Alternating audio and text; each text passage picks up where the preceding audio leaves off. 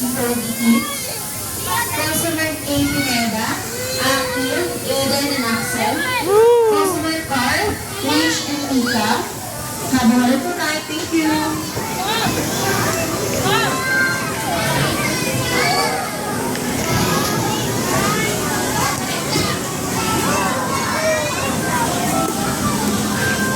Pagsabayan ka pa dyan.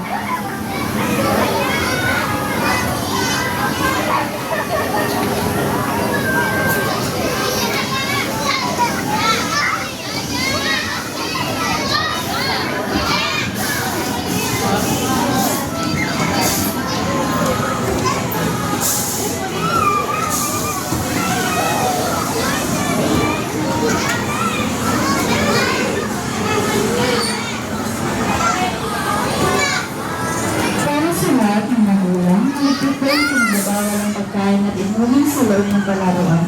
Mangyaring ilagay ng lamang po sa inyong bakal.